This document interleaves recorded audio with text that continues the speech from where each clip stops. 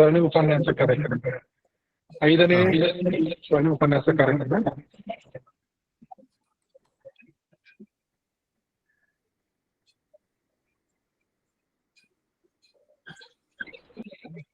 ನಾನು ಶ್ರೀ ಎಸ್.ಸಿ. ಪಾಟೀಲ್, ವಿಶ್ವಸ್ತ ಹಾಗೂ ಕಾರ್ಯಕ್ರಮದ ಸಂಯೋಜಕ. ಎಲ್ಲರಿಗೂ ನಮಸ್ಕಾರ. ವಿಜ್ಞಾನೇಶ್ವರ ಪ್ರತಿಷ್ಠಾನ ಮರಸೂರು, ಕರ್ನಾಟಕ ಕೇಂದ್ರೀಯ ವಿಶ್ವವಿದ್ಯಾಲಯ ಕಡಗಂಚಿ, ಕಲಬುರಗಿ ಮತ್ತು ಕರ್ನಾಟಕ ಕಾನೂನು ವಿಶ್ವವಿದ್ಯಾಲಯದ ವತಿಯಿಂದ ಗೌರವಾನ್ವಿತ ನ್ಯಾಯಮೂರ್ತಿ ಡಾಕ್ಟರ್ ರಾಮ ಜೋಯಿಸ್ ಅವರ 93ನೇ ಹುಟ್ಟುಹಬ್ಬವನ್ನು ಆನ್ಲೈನ್ ನಲ್ಲಿ 5 ಸರಣಿ ಉಪನ್ಯಾಸಗಳು.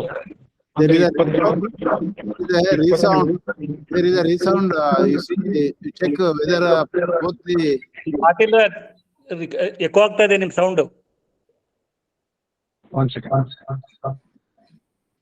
ಎಕೋ ಆಗ್ತದೆ. You did not have 2 mobiles at one place, or laptop and mobile don't put together.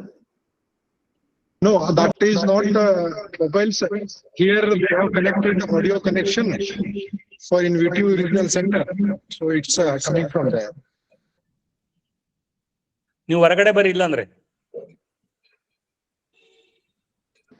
ಸರಿ.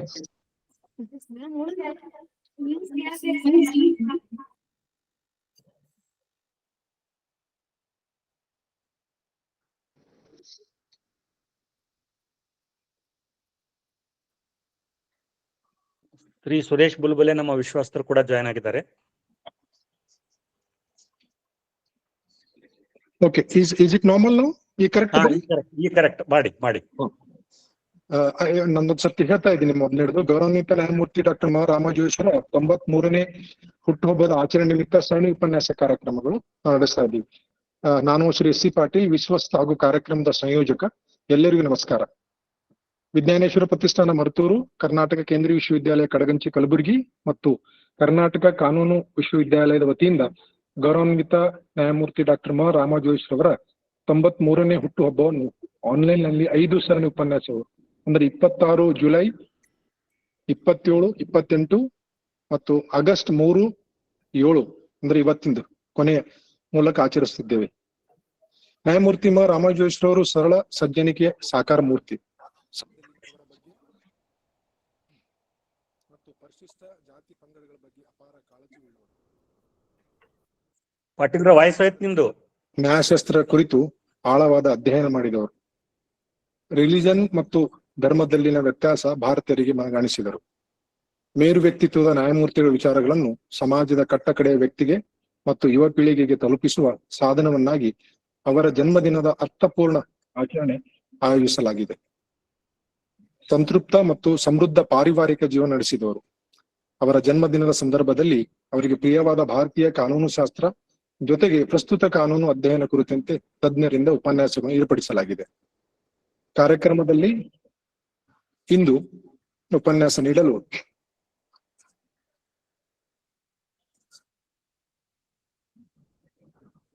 ಶ್ರೀ N.Santosh Hegde, ಭಾರತ ಸರ್ವೋಚ್ಚ ನ್ಯಾಯಾಲಯದ ಮಾಜಿ ನ್ಯಾಯಾಧೀಶರು ಮತ್ತು ಕರ್ನಾಟಕದ ಪೂರ್ವ ಲೋಕಾಯುಕ್ತ ಅವರು ಉಪಸ್ಥಿತರಿದ್ದಾರೆ.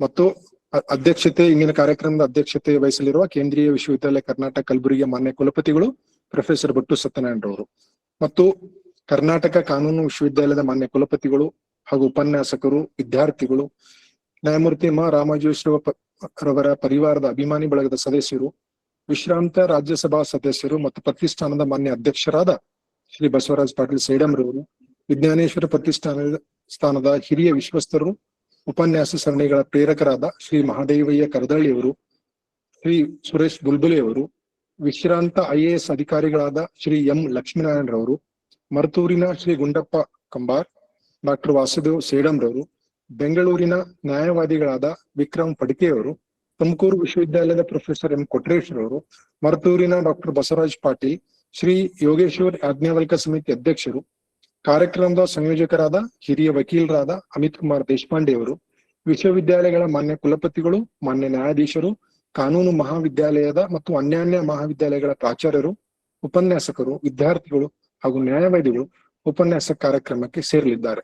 ಅವರೆಲ್ಲರಿಗೂ ಸ್ವಾಗತ. ಇಂದಿನ ನಮ್ಮ ಕಾರ್ಯಕ್ರಮದ ಅತಿಥಿ ಉಪನ್ಯಾಸಕರನ್ನು ಅಧ್ಯಕ್ಷನು ಪರಿಚಯ ಮಾಡಿಸಿ ಸ್ವಾಗತಿಸಲು ಕಲಬುರಗಿ ಕೇಂದ್ರೀಯ ವಿಶ್ವವಿದ್ಯಾಲಯದ ಕಾನೂನು ಡಿಪಾರ್ಟ್ಮೆಂಟ್ ನ ಪ್ರೊಫೆಸರ್ ರೇಣುಕಾ ಗುಬ್ಬೇವಾಡ್ ಅವರನ್ನು ನಾನು ಆಮಂತ್ರಿಸುತ್ತೇನೆ. Renukaji. Thank you, sir. Good evening, one and all. Vijnaneshwara Pratisthana Trust, Martur, Kalaburagi, in association with Central University of Karnataka, Kadaganchi, Kalaburagi, Karnataka State Law University, Hubli, welcome you to all the last day's lecture series to commemorate the 93rd birth anniversary of legal luminaries, Justice Dr. M. Rama Jois, sir, on the topic Fall in the Moral Values and its Consequences. And by Justice N.Santosh Hegde, sir, former Judge, Supreme Court of India, and former Lokayukta of Karnataka State. The man who is known by the name called People's Ombudsman for the service, for the human services that has been rendered as a member of the Lokayukta doesn't need more introduction, but as a formality of the program, it's my great privilege to have an introduction of this eminent personality. The only way out of this root of every increasing greed is in calculating a value of contentment. Be content with what you legitimately have.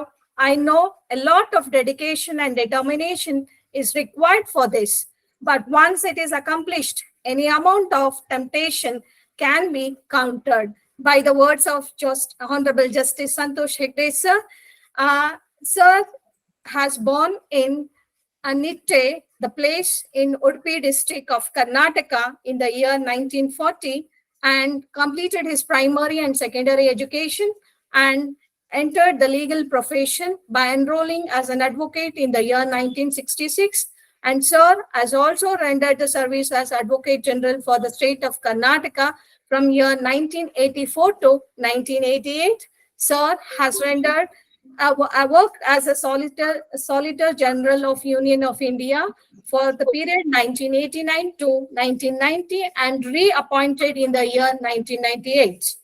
Sir has elevated to the highest post of the judiciary as a judge of the Supreme Court of India in the year 1999 to 2005.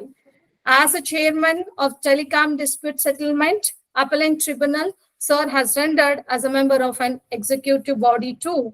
And finally, sir is well known as rather than as a member of the judiciary, as a member of the Lokayukta, that impact which he has rendered in serving as a Lokayukta for the Karnataka state shows or call him as the people's Ombudsman in the year 2006. With this brief introduction, I welcome you to this lecture series, sir. It's my great pleasure to have the introduction of the today's President of the function, Honorable Battu Satyanarayana, sir, the Vice Chancellor of Central University of Karnataka. Sir has served as a Professor of Chemistry at Osmania University, Hyderabad. Sir's area of research include catalysis, coordination chemistry, bioorganic chemistry, and environmental chemistry. Sir has published over 31 research papers in national and international journals. Sir is a strong supporter of the statement, inclusive, good quality education is a foundation of dynamic and equitable society. With this brief introduction, I welcome you to this lecture series, sir. I also welcome all the faculties, principals, students of different law colleges and universities, research scholars, invitees, delegates, and members of the Vijnaneshwara Pratisthana Trust and the members of the Bar Association of Kalaburagi districts, one and all. And I also thank the organizers for giving me this an opportunity. Thank you all.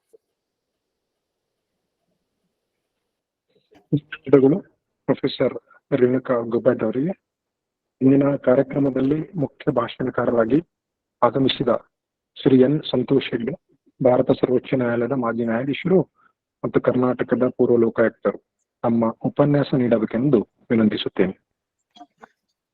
Good evening to all the participants present. President of this evening's function, Professor Battu Satyanarayana ji. Coordinators of this program, Dr. Basavaraj M. Kubakaddi, Sri Amit Kumar Deshpande, Sri S.C. Patil, and all the other coordinators present here. I have chosen to speak on a subject which is as shown in the program as fall in the social values and the consequences thereof, in spite of the fact that I was not a philosopher and I was more of a legal person, mainly because of the fact of change in my lifestyle when I came to the institution of Karnataka Lokayukta. Very often after coming to this institution, I felt till then I was a frog in the well, and I did not know the sufferings of the people in reality. I was quite comfortable and I thought most of the people were comfortable. But my experience in Lokayukta taught me quite the opposite thing and all. I found so much of sufferings of the people, that too from the hands of an institution called the government. I'm not a politician. I've never been one and I will not be one. With passage of time, I have no time also to be in politics. But I want to share my experience with the youth of this country. And in that process, I have been to more than 1,800 educational institutions, explaining my experience in the Karna institution of Lokayukta. I was wondering why this was happening. Then I realized the fault does not lie with the people or individuals. According to me, the fault lies with the society in which we are. For example, when I was young, if somebody was sent to jail in my village, my parents would tell me, don't go near that house. And there was a public boycott of the people who were sent to jail. The today's society changed its views so much that today's society, according to me, respects only money and power. Consequently, even going to jail is not a sin. The people who go to jail and take a bail and come out are today respected by receiving them at the airports and bus stations and so forth. And you send a message to the people that there is nothing wrong in going to jail. And frankly, speaking of an analogy, if we ask one of them who has gone to receive a person who has come out of jail, if you ask him, why are you doing it? He will ask you, why, sir? Why not? He's not the only person who went to jail. Even Mahatma Gandhi went to jail. That is the thinking of today's society. If we don't change this thinking in the society, there is bound to be conflict in the society, leading to a lot of unhealthy competition, resulting in conflict in the society. Therefore, I have made some studies of this subject and what could be the reason and what could be the relief to get this out of the society, so the social thinking and all. In my opinion, out of the many values which our elders have created in the society, all those values, according to me, have been lost now. Out of which at least 2 values, if we can reinculcate, then I think we can bring peace and solidarity in the society, and there will be better administration also. One of them such value is what we call contentment in life. In vernacular, we call it tripti. If you have contentment, you do not get a disease called greed. And if you have greed, in spite of that, if you acquire contentment in life, that greed will be contained, the growth of greed will be contained by that value, contentment and all. Therefore, we have to have this value along with another value which our elders have established in the society called humanism, what we call in vernacular as ಮಾನವೀಯತೆ. ಬಂಧುಗಳೇ, ನಾನು ಹಲವಾರು ಹುದ್ದೆಯಲ್ಲಿ ಕೆಲಸ ಮಾಡಿದಂತಹ ವ್ಯಕ್ತಿ. ಆದರೆ ಕರ್ನಾಟಕ ಲೋಕಾಯುಕ್ತಕ್ಕೆ ಬರೋವರೆಗೆ ನನಗೆ ಅನಿಸಿದ್ದು ನಾನೊಬ್ಬ ಕೂಪ ಮಂಡುಕನಾಗಿದ್ದೆ. ಸಮಾಜದಲ್ಲಿ ಆಗ ಹೋಗುವಂತಹ ಅನ್ಯಾಯದ ಬಗ್ಗೆ ನನಗೆ ಜಾಸ್ತಿ ಅರಿವಿರಲಿಲ್ಲ. ನಾನು ಸುಖವಾಗಿದ್ದೆ, ಜನರು ಬಹಳಷ್ಟು ಜನ ಸುಖವಾಗಿದ್ದು ಅಂತ ತಿಳ್ಕೊಂಡಂತಹ ವ್ಯಕ್ತಿ ನಾನು. ಕರ್ನಾಟಕ ಲೋಕಾಯುಕ್ತಕ್ಕೆ ಬಂದ ನಂತರ ಅಂತ ಅನ್ಯಾಯವನ್ನ ನಾನು ಕಂಡೆ. ಮತ್ತೆ ಅದು ಈ ರೀತಿ ಯಾಕೆ ಆಗ್ತಾ ಇದೆ ಅಂತ ನಾನು ನನ್ನಲ್ಲೇ ಚರ್ಚೆ ಮಾಡಿದಾಗ ನನಗೆ ಅನಿಸಿದ್ದು ಇದು ವ್ಯಕ್ತಿಗಳ ತಪ್ಪಲ್ಲ, ಇದು ಸಮಾಜದ ತಪ್ಪು. ನಾನು ಚಿಕ್ಕವನಾಗಿದ್ದಾಗ ಈ ಸಮಾಜ ಪ್ರಾಮಾಣಿಕರನ್ನ, ಸಮಾಜ ಸೇವೆ ಮಾಡಿದವರನ್ನ ಗೌರವಿಸ್ತಾ ಇತ್ತು. ಆದ್ರೆ ಇವತ್ತು ಆ ಭಾವನೆಯಲ್ಲಿ ಬದಲಾವಣೆ ಬಂದಿದೆ. ಇವತ್ತಿನ ಸಮಾಜ ಬರೀ ಶ್ರೀಮಂತಿಕೆ ಮತ್ತೆ ಅಧಿಕಾರವನ್ನ ಪೂಜಿಸುವಂತಹ ಸಮಾಜದಲ್ಲಿ ನಾವಿದ್ದೇವೆ. ಇದೇ ರೀತಿ ಸಮಾಜದಲ್ಲಿ ಮುಂದುವರಿಯಕ್ಕೆ ಸಾಧ್ಯವಿಲ್ಲ. ಯಾಕಂದ್ರೆ ಈ ಒಂದು ಮಾನವೀಯತೆ ಮತ್ತೆ ತೃಪ್ತಿ ಅನ್ನುವ ಗುಣ ನಮ್ಮಲ್ಲಿ ಇಲ್ಲದೆ ಇದ್ರೆ ಸಮಾಜದಲ್ಲಿ ತಿಕ್ಕಾಟ ಬಂದೇ ಬರ್ತದೆ. ಆ ತಿಕ್ಕಾಟದಿಂದ ಶಾಂತಿ ಸೌಹಾರ್ದ ಇರಕ್ಕೆ ಸಾಧ್ಯವೇ ಇಲ್ಲ ಅನ್ನೋದು ನನ್ನ ವಿಚಾರ.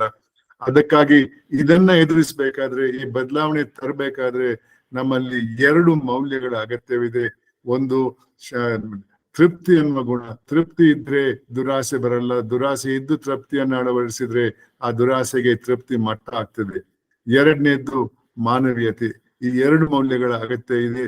ಇದನ್ನ ಯಾರಿಂದ ಅಳವಡಿಸಕ್ಕೆ ಸಾಧ್ಯವಿದೆ ಅಂತ ನಾನು ನನ್ನಲ್ಲಿ ಚರ್ಚೆ ಮಾಡಿದಾಗ ನನ್ಗನಿಸಿದ್ದು, ಇದನ್ನ ನನ್ನ ವಯಸ್ಸಿನವರಿಂದ ಸಾಧ್ಯವಿಲ್ಲ, ಇದನ್ನ ಯುವತಿಯರಿಂದ ಸಾಧ್ಯವಿದೆ ಅನ್ನೋ ಹಿನ್ನೆಲೆಯಲ್ಲಿ ನಾನು 1800ಕ್ಕೂ ಜಾಸ್ತಿ ಶಾಲಾ ಕಾಲೇಜ್ಗೆ ಹೋಗಿದ್ದೇನೆ. ಮಕ್ಕಳ ಜೊತೆ ಸಂವಾದ ಮಾಡಿದ್ದೇನೆ. ನನ್ನ ಅನಿಸಿಕೆಗಳನ್ನ ಅವರ ಮುಂದೆ ಇಟ್ಟಿದ್ದೇನೆ. ಬಂಧುಗಳೇ, ನಮ್ಮ ದೇಶದಲ್ಲಿ ಬಹಳಷ್ಟು ಅಭಿವೃದ್ಧಿ ಆಗಿದೆ. ಆದ್ರೆ ಜಾಸ್ತಿ ಅಭಿವೃದ್ಧಿ ಆದದ್ದು, ಈ ಪದ ನಾನು ಬೇಕಂತಲೇ ಬಳಸ್ತಾ ಇದ್ದೇನೆ,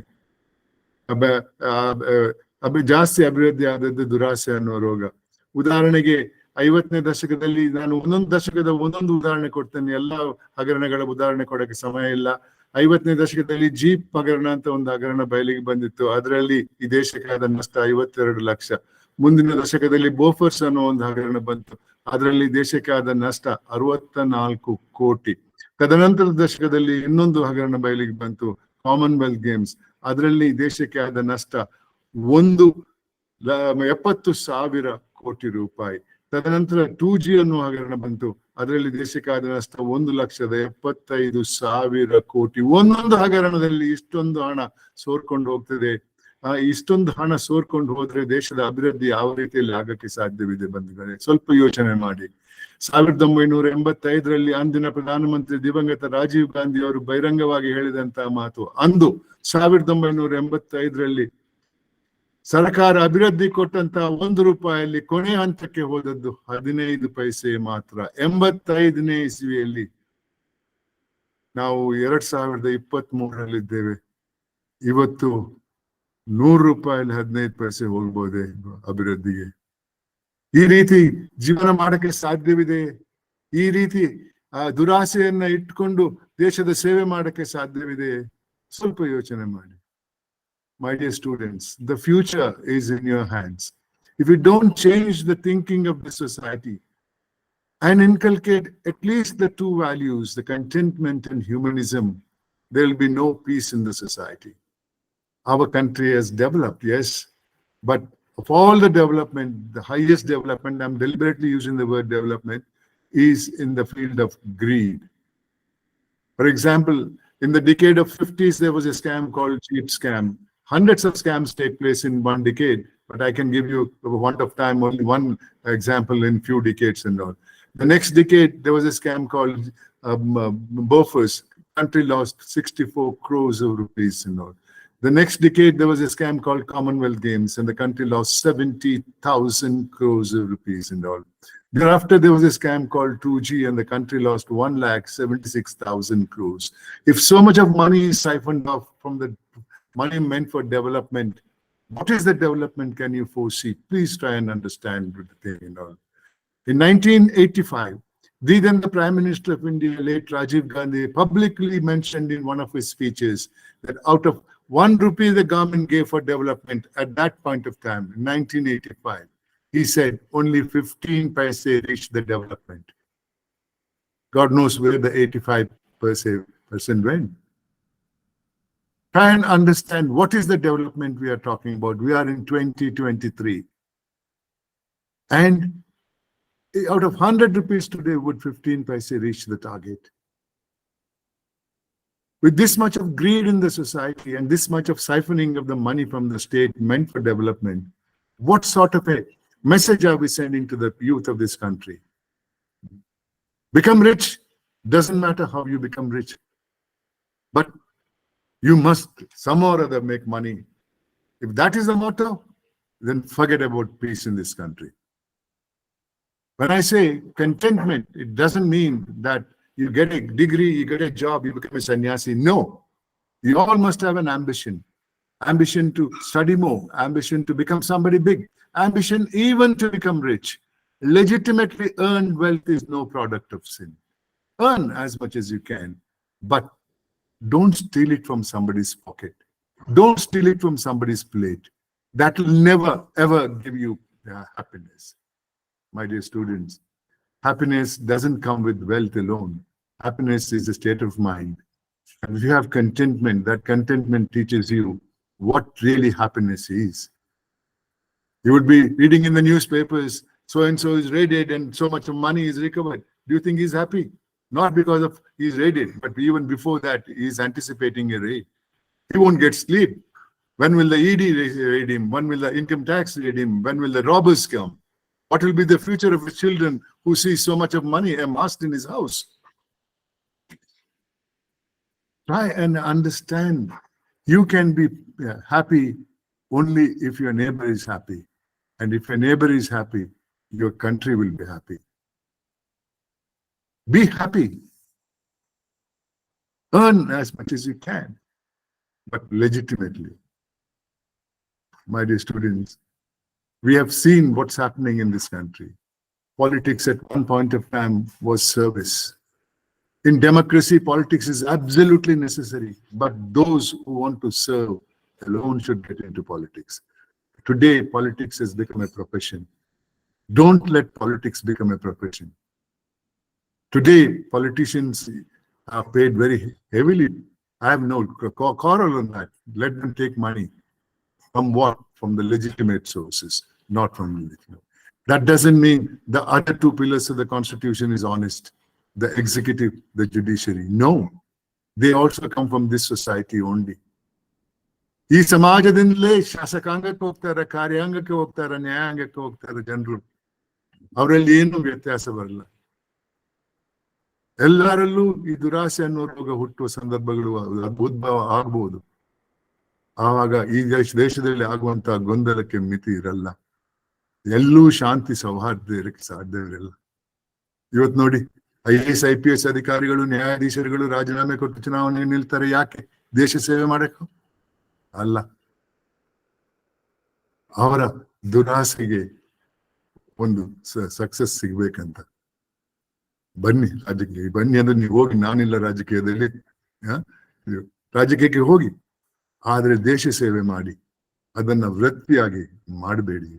ವಿದ್ಯಾರ್ಥಿನಿಯರೇ, ಈ ದೇಶದ ಭವಿಷ್ಯ ನಿಮ್ ಕೈಯಲ್ಲಿ ಇದೆ. ಯಾವ ರೀತಿ ಬದಲಾವಣೆ ತರ್ತೀರ ಅನ್ನೋದು. ಆದ್ರೆ ಈ ಮೌಲ್ಯಗಳನ್ನ ಕಲಿಸುವವರು ಯಾರು? ನಾನ್ ಚಿಕ್ಕವನಾಗಿದ್ದಾಗ ನನ್ನ ಪೋಷಕರು ಹೇಳ್ತಾ ಇದ್ದು, ಮಾಡು, ಇದು ಮಾಡಬೇಡ ಅಂತ. ತಪ್ಪು ಮಾಡಿದ್ರೆ ಏಟ್ ತಿಂದದ್ದು ನೆನಪಿದೆ. ಶಾಲೆಗೆ ಹೋದಾಗ ನೀತಿ ಪಾಠ ಅಂತ ಒಂದು ಸಬ್ಜೆಕ್ಟ್ ಇತ್ತು. ಅದು ನನ್ನ ಪೋಷಕರು ಹೇಳಿದ್ದನ್ನ ಒತ್ತಿ ಒತ್ತಿ ಹೇಳ್ತಾ ಇತ್ತು. ಇವತ್ತು ಎಲ್ಲಿದೆ? ಯಾರಿಗೆ ಬೇಕಾ ಆ ನೀತಿ ಪಾಠ? ಅದರಿಂದ ಏನ್ ಲಾಭ ಇದೆ? ಹೌದು, ಇವತ್ತಿನ ವಿದ್ಯೆ ನನ್ನ ಕಾಲದ ವಿದ್ಯೆಗಿಂತ ಬಹಳ ದೊಡ್ಡ ಮಟ್ಟದ ವಿದ್ಯೆ. ಆಟಮ್ ಬಾಂಬ್ ಹೆಂಗೆ ಮಾಡ್ಬೇಕಂತ ನಿಮ್ಗೆ ಕಲಿಸ್ಕೊಡ್ತಾರೆ, ಆದ್ರೆ ಅದನ್ನ ಹೆಂಗೆ ಬಳಸ್ಬೇಕಂತ ಕಲಿಸ್ತಾರ? ವಿದ್ಯಾರ್ಥಿನಿಯರೇ, ಇವತ್ತು ಪೋಷಕರಿಗೂ ಈ ಮೌಲ್ಯದ ಬಗ್ಗೆ ಮಾತಾಡಕ್ಕೆ ಸಮಯ ಇಲ್ಲ. ಶಾಲೆಯಲ್ಲೂ ಕೂಡ ಈ ಮೌಲ್ಯದ ಬಗ್ಗೆ ಪಾಠ ಇಲ್ಲ. ಎಲ್ಲಿಂದ ಕಲಿತೀರಿ ನೀವು ಈ ಮೌಲ್ಯವನ್ನ? ನಾನು ನನ್ನ ಪೋಷಕರು ಹೇಳಿದ್ದು, ನನ್ನ ಶಾಲೆಯ ಸಬ್ಜೆಕ್ಟ್ ಅಲ್ಲಿ ಇದ್ದಂತಹ ಸಬ್ಜೆಕ್ಟ್ಗಳಿಂದ ಈ ಇದನ್ನು ಕಲ್ತಿದ್ದೇನೆ. ನಾನು ನಿವೃತ್ತನಾಗಿ 11 ವರ್ಷ ಆಯ್ತು. 11-12 ವರ್ಷ ಆಗ್ತಾ ಬಂತು. ಬಹಳಷ್ಟು ಜನರ ವಿರುದ್ಧ ವರದಿ ಕೊಟ್ಟಿದ್ದೇನೆ. 3 ಮುಖ್ಯಮಂತ್ರಿಗಳ ವಿರುದ್ಧ, 3 ಬೇರೆ ಬೇರೆ ಪಕ್ಷದ ಮುಖ್ಯಮಂತ್ರಿಗಳ ವಿರುದ್ಧ ವರದಿ ಕೊಟ್ಟಿದ್ದೇನೆ. ಇಷ್ಟೊತ್ತಿಗೆ ನನ್ನಲ್ಲಿ ಏನಾದ್ರೂ ನ್ಯೂನ್ಯತೆ ಇರ್ತಾ ಇದ್ರೆ, ಒಂದಿಷ್ಟು ಕಪ್ಪು ಚುಕ್ಕೆ ಇರ್ತಾ ಇದ್ರೆ, ನನ್ನ ಬಟ್ಟೆ ಬಿಚ್ಚಿ ಬೀದಿಯಲ್ಲಿ ಇಳಿತಾ ಇದ್ರು.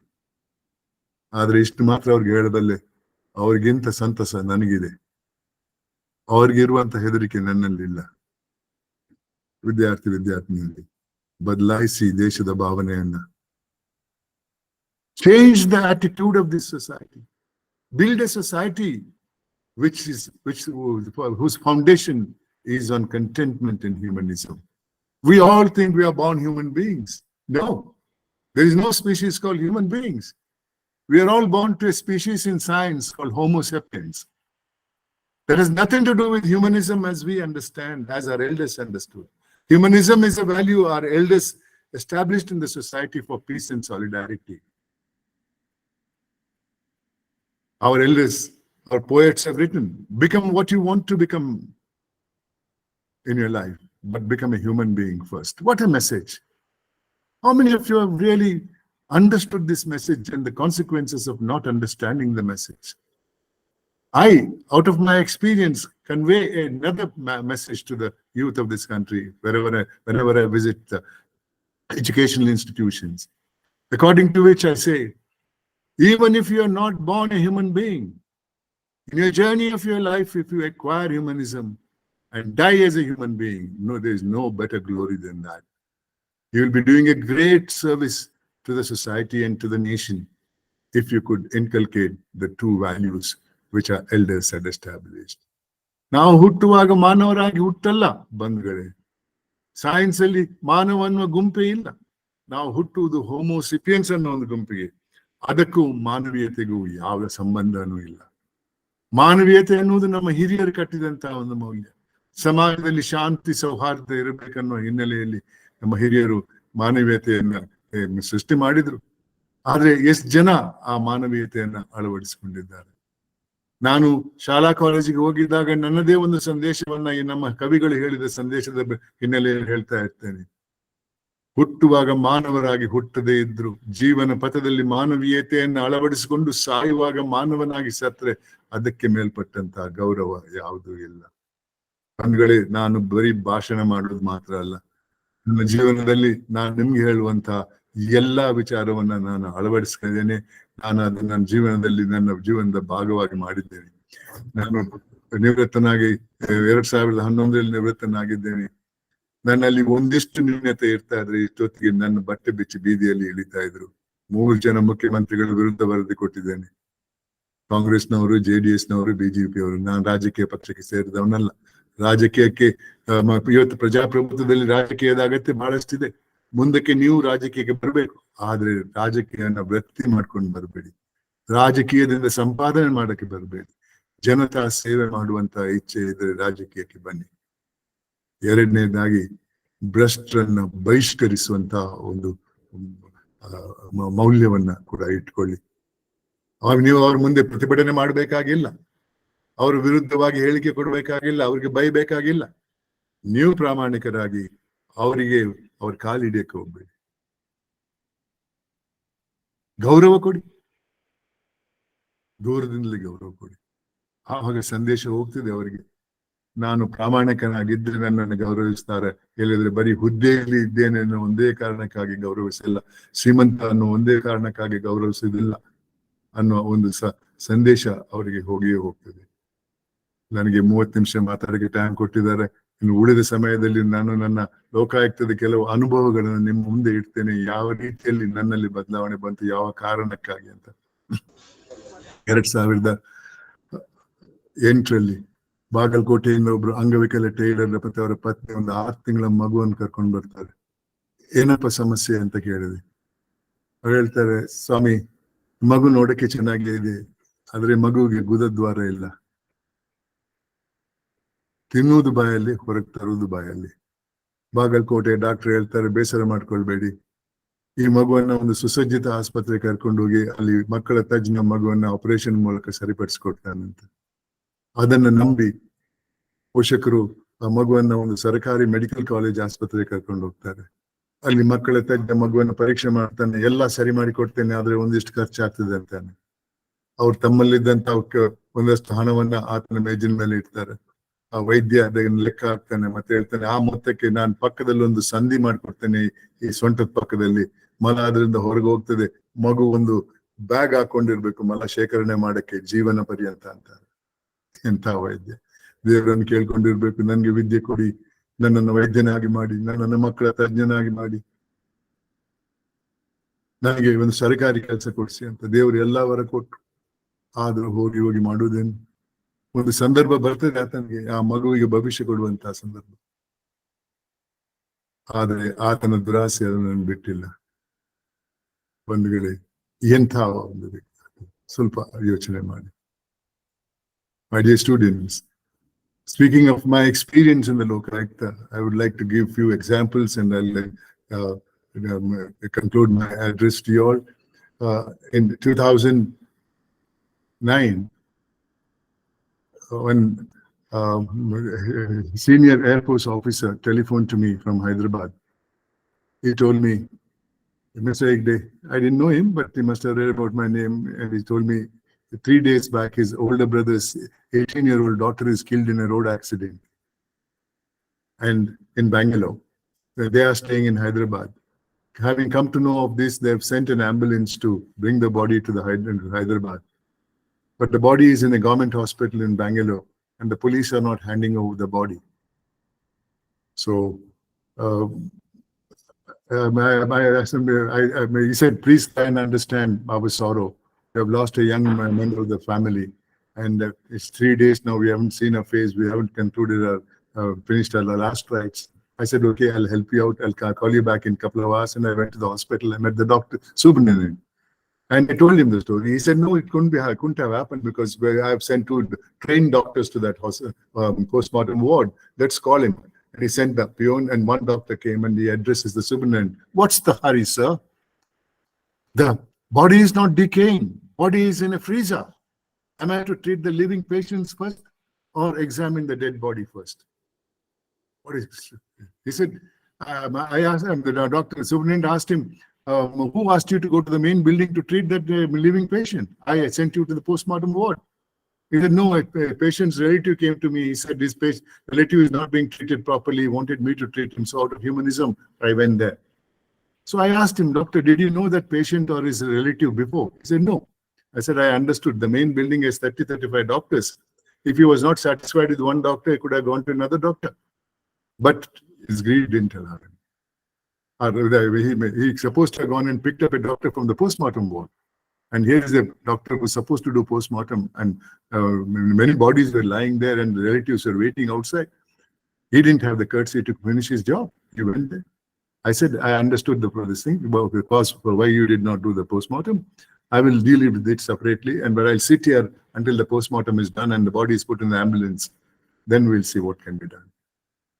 Look at the people. Humanism, he said, this doctor. Humanism is related to family only. What would have happened if it is his own daughter? Try and understand what is happening in the society every day. You might not have experienced it. Look how the government is functioning. I'll give you another example of this. One day a lady came to me and I asked her, what's your problem? Good lady, 85-year-old lady. She said, sir, I have no income. I have 1 son working in Mumbai. He sends me 250 rupees by money order, and the postman wants 10% of that. If I don't give 10%, he puts a note, visited the house 3 times, address is not found, and return to the sender. She cried. She said, what do I do? How do I live with this 250 rupees, 10% given to this person? I couldn't help that lady because the postman was a central government employee. As a Lokayukta, I did not have the power over him. So I called a police officer of the rank, high rank, to help this lady who had the authority to investigate that case. He must have calculated 250 rupees, 10%, 25 rupees. So he felt insulted. He said, sir, I have no officers available to do a 25 rupees case. My officers are busy investigating crores and lakhs of scams. What do you do? Ultimately, I called my Lokayukta police chief and requested him to do something. He had his own ways of doing things and he did it, and the problem was solved. Try and understand. Ellide nammalli ಮಾನವೀಯತೆ ಎಂಥ ವ್ಯಕ್ತಿಗಳಿದ್ದಾರೆ ಹಂಗಂದ್ರೆ ಮಾನವೀಯತೆ ಇಲ್ಲ ಅಂತಲ್ಲ. 2012ರಲ್ಲಿ ಬೆಂಗಳೂರಿನ ಆಸ್ಪಾಸಲ್ಲಿ ಹರೀಶ್ ನಂಜಪ್ಪ ಅನ್ನೋ 27 ವರ್ಷದ ಯುವಕ ಮೋಟಾರ್ ಸೈಕಲ್ ಅಲ್ಲಿ ಹೋಗ್ತಾ ಇದ್ದ. ಹಿಂದಿನಿಂದ ಒಂದು ಲಾರಿ ಬಂದು ಆತನ ದೇಹದ ಮೇಲೆ ಹೋಗ್ತದೆ. ಆ ಲಾರಿಯ ಪಂಕ್ಚರ್ ಆದ ಟೈರ್ ದೇಹದ ಮೇಲೆ ಹೋಗಿ ದೇಹ ಇಬ್ಬಾಗವಾಗ್ತದೆ. ಅಲ್ಲಿ ಬಹಳಷ್ಟು ಜನ ಫೋಟೋ ತೆಗಿತಾ ಇದ್ರು, ವಿಡಿಯೋ ಮಾಡ್ತಾ ಇದ್ರು. ಅವನೊಂದು ಮತ್ತೆ ಜೀವಂತವಾಗಿದ್ದ, 1 ತುತ್ತು ನೀರು ಕೊಡಿ ಅಂತ ಕೇಳಿದ. ಒಬ್ರು ಕೊಟ್ಟಿಲ್ಲ ನೀರು. ಆಂಬ್ಯುಲೆನ್ಸ್ ಬರ್ತದೆ, ಆಂಬ್ಯುಲೆನ್ಸ್ ಸಿಬ್ಬಂದಿ ದೇಹದ ಎರಡೂ ಭಾಗವನ್ನ ಎತ್ಬಿಟ್ಟು ಆಂಬ್ಯುಲೆನ್ಸ್ ಎಲ್ಲ ಹಾಕ್ತಾರೆ. ಮತ್ತು ಜೀವಂತವಾಗಿದ್ದ ಅವನ ಸಿಬ್ಬಂದಿಗೆ ಹೇಳ್ತಾನೆ, ದಯವಿಟ್ಟು ವೈದ್ಯರಿಗೆ ಹೇಳಿ ನನ್ನ ಕಣ್ಣನ್ನ ದಾನ ಮಾಡಕ್ಕೆ ಅಂತ. ಇದು ಕಟ್ಟುಕತೆ ಅಲ್ಲ. ಆ ಹುಡುಗನಿಗೆ ಮರಣೋತ್ತರ ಪ್ರಶಸ್ತಿ ZTV ಅವ್ರು ಕೊಡ್ತಾರೆ. ಆತನ ತಾಯಿ ಅದನ್ನ ಸ್ವೀಕಾರ ಮಾಡಕ್ಕೆ ಬರ್ತಾರೆ. ನನ್ನನ್ನ ಆ ಪ್ರಶಸ್ತಿ ಪ್ರದಾನ ಮಾಡಕ್ಕೆ ಕರೆದಿದ್ರು. ಬಂಧುಗಳೇ, ವಿದ್ಯಾರ್ಥಿನಿಯರೇ, ಸಮಾಜದಲ್ಲಿ ಇನ್ನೂ ಸ್ವಲ್ಪ ತೃಪ್ತಿ, ಮಾನವೀಯತೆ ಇದೆ. ಆದ್ರೆ ಆ ಸಂಖ್ಯೆ ಸಾಲಲ್ಲ. ಮನೆಯಲ್ಲಿ ನಮ್ಗೆ ಮಾನವೀಯತೆ ಬಗ್ಗೆ ಕಲಿಸದಿದ್ರು ಸಹ ಪರವಾಗಿಲ್ಲ, ವಿದ್ಯೆಯಲ್ಲಿ ಆ ಸಬ್ಜೆಕ್ಟ್ ಇಲ್ಲದೆ ಇದ್ರೂ ಪರವಾಗಿಲ್ಲ. ನಿಮ್ಗೆ ಇವತ್ತಿನ ಪರಿಸ್ಥಿತಿಯಲ್ಲಿ ಕಲಿಯುವಂತ 100 ದಾರಿಗಳಿವೆ. ಆದ್ರೆ ಅದಕ್ಕೆ ಪೂರಕವಾಗಿ ಈ 2 ಮೌಲ್ಯಗಳ ಅಗತ್ಯ ಇದೆ. ಇನ್ನೂ ಒಂದಷ್ಟು ಮೌಲ್ಯಗಳಿವೆ, ಅದ್ರ ಬಗ್ಗೆ ಹೇಳಕ್ಕೆ ಸಮಯ ಇಲ್ಲ. ಅದಕ್ಕಿಂತ ಮೊದಲು ಈ 2 ಮೌಲ್ಯಗಳನ್ನಾದ್ರೂ ಅಳವಡಿಸಿ, ಮಾನವೀಯತೆ ಮತ್ತೆ ತೃಪ್ತಿ. ಈ 2 ಮೌಲ್ಯಗಳಿದ್ರೆ ಈ ಸಮಾಜವನ್ನ ಬದಲಾಯಿಸಬಹುದು. ಸಮಾಜದಲ್ಲಿ ಶಾಂತಿ ಸೌಹಾರ್ದ ತರಬಹುದು. ಆವಾಗ ತಾನೇ ನಮ್ಮ ಜೀವನ ಸಾರ್ಥಕ ಆಗ್ತದೆ, ನಾವು ಮಾನವರೆನ್ನಿಸ್ಕೊಳ್ಬಹುದು. ವಿದ್ಯಾರ್ಥಿನಿಯರೇ, ಈ 2 ಮೌಲ್ಯಗಳನ್ನ ಅಳವಡಿಸುವ ಪ್ರಯತ್ನ ಮಾಡಿ, ಶ್ರೀಮಂತರಾಗಿ ದೊಡ್ಡ ದೊಡ್ಡ ಹುದ್ದೆಗೆ ಹೋಗಿ ಅಧಿಕಾರ ಚಲಾಯಿಸಿ. ಆದರೆ ದೇಶಕ್ಕಾಗಿ, ಆ ಅಧಿಕಾರದ ಅಗತ್ಯ ಇರುವವರಿಗಾಗಿ, ಮತ್ತೆ ನಿಮ್ಮಲ್ಲಿರುವಂತಹ ತೃಪ್ತಿ ಮತ್ತೆ ಮಾನವೀಯತೆಯ ಮುಖಾಂತರ ಈ ದೇಶವನ್ನ ಬದಲಾಯಿಸಿ. ಧನ್ಯವಾದ.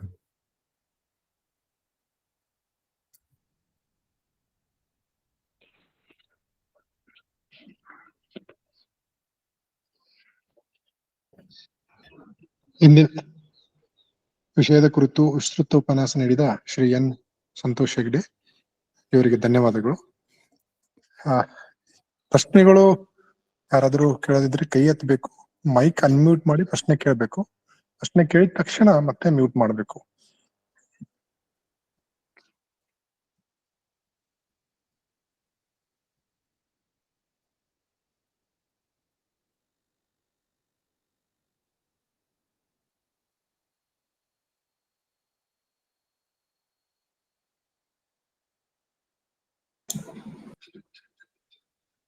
Now this is open to everyone. Can I ask the questions? To our, Yeah. Go ahead. Hello.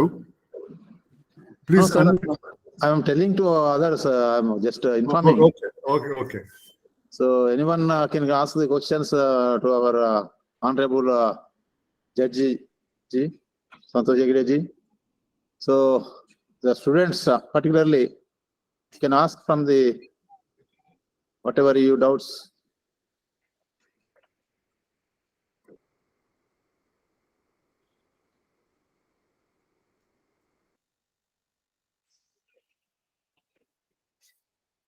Even the teachers can ask.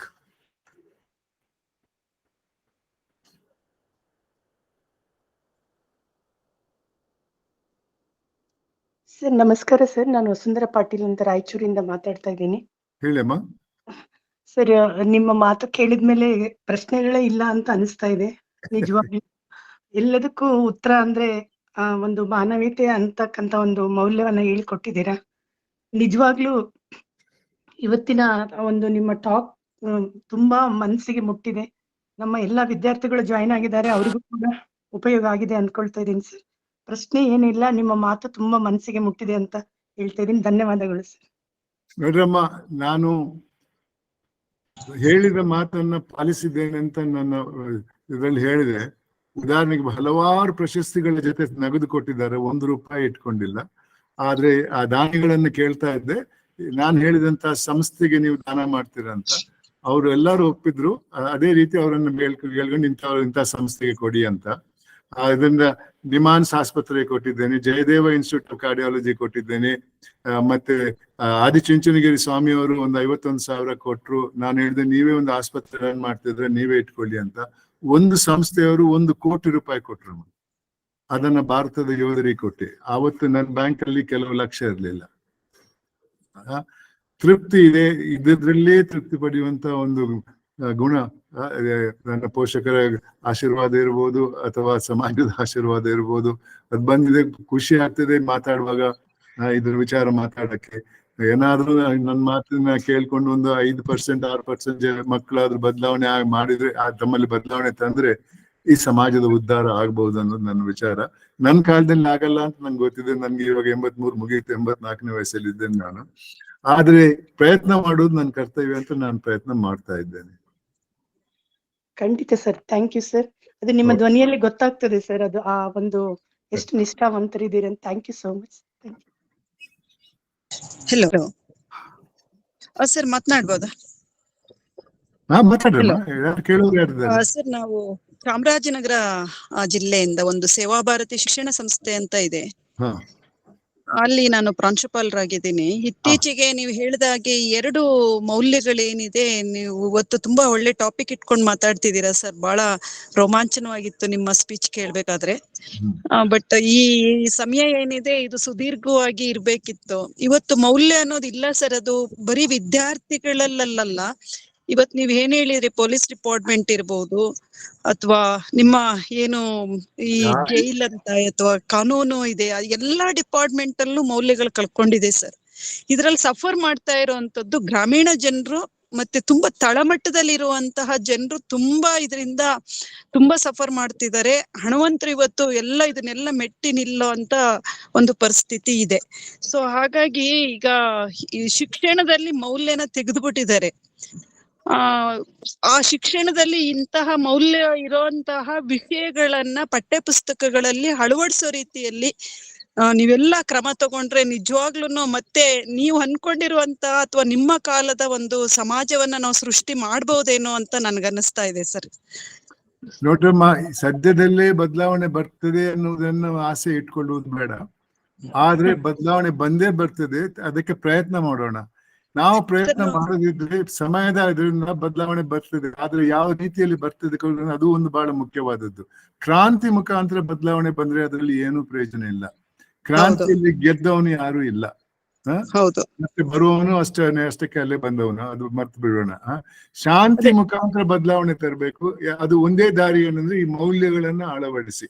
ಹೌದು, ಬಹಳ ಜನ ಹೇಳ್ಬೋದು, ಎಲ್ರಿ ಆಗ್ತದೆ ಇದೆ ಅಂತ. ಬೇರೆ ದಾರಿ ಇದೆಯಾ? ಸೈನ್ಸ್ ಅಲ್ಲಿ ಏನಾದ್ರೂ ಇದೆಯಾ? ಇದಕ್ಕೆ ವ್ಯಾಕ್ಸಿನೇಷನ್ ಇದೆಯಾ? ಇಂಜೆಕ್ಷನ್ ಇದೆಯಾ ಪ್ರಾಮಾಣಿಕರನ್ನಾಗಿ ಮಾಡಕ್ಕೆ? ಯಾವುದೂ ಇಲ್ಲ.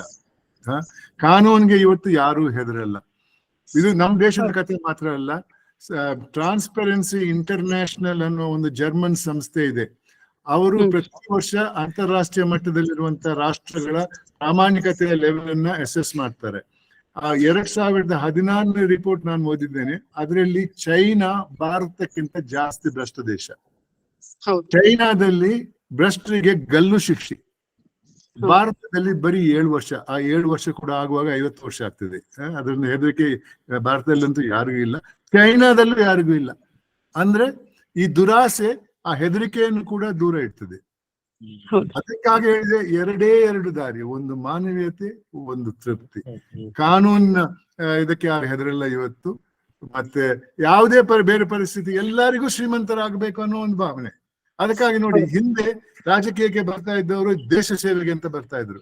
ಅದಕ್ಕಾಗಿ ರಾಜಕಾರಣಿಗಳಿಗೆ ಯಾವ ವಿದ್ಯಾ ಅರ್ಹತೆ ಹಾಕಿಲ್ಲ. ಆ ಹುದ್ದೆಗೆ ಮಂತ್ರಿ ಆಗ್ಬೇಕಾದ್ರೆ, ಪ್ರೈಮ್ ಮಿನಿಸ್ಟರ್ ಆಗ್ಬೇಕಾದ್ರೆ, ಪ್ರೆಸಿಡೆಂಟ್ ಆಗ್ಬೇಕಾದ್ರೆ ಯಾವ ವಿದ್ಯಾರ್ಹತೆನೂ ಬೇಡ. ಹೌದು. ಆದ್ರೆ ಒಂದು ಅರ್ಹತೆ ಇತ್ತು, ಸಮಾಜ ಸೇವೆ ಮಾಡುವಂತ ಒಂದು ಪ್ರೇರಣೆ ಅವರಲ್ಲಿ ಇರ್ಬೇಕಂತ.